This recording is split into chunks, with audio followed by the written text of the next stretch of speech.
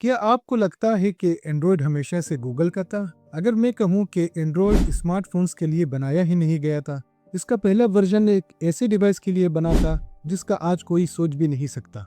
दोस्तों, आज हम एंड्रॉयड की वो सीक्रेट हिस्ट्री एक्सप्लोर करेंगे जो टेक्स्ट बुक्स में नहीं मिलती। ये कहानी एक गैराज से शुरू होती है, एक स्ट्रगल, एक विजन और एक ऐसी ट्विस्ट से जो पूरी स्मार्टफोन की दुनिया को हमेशा के लिए बदल देता है। दोस्तों, साल था 2003, कैलिफोर्निया का पालो अल्टो, वो जगह जहाँ बहुत से सपने पैदा होते हैं और मर भी जाते हैं। एक छोटे से ऑफिस में गराज की तरह अंधेरा और सूना एंडी रूबिन बैठा था। उसके साथ 3 दोस्त थे, रिच माइनर, निक सेयर्स और क्रिस वाइट।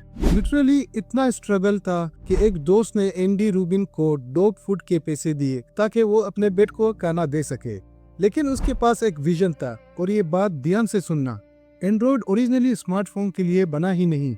एंड्रॉयड का पहला वर्जन डिजिटल कैमरास के लिए डिजाइन हो रहा था। एंडी रूबिन सोच रहा था कि अगर कैमरास इंटरनेट से कनेक्ट हो जाए तो लोग डायरेक्टली फोटोज अपलोड कर सकेंगे, यूँ समझ ले जैसे आज का इंस्टाग्राम। लेकिन फिर एक ऐसा ट्विस्ट आया जिसने सब बदल दिया। 2004 के एंड तक डिजिटल कैमरा मार्केट क्रैश होने लगा। एंडी रूबिन ने रिस्की डिसीजन लिया, एंड्रॉयड को कैमरा से हटाकर स्मार्टफोन्स के लिए रीडिजाइन करने का सोचा। लेकिन उसकी सबसे बड़ी प्रॉब्लम थी पैसे। 2005 आ गया और जैसे अंधेरा सा छाने लगा। सैलरी स्पेंडिंग थी और ऑफिस रेंट देने के पैसे नहीं थे।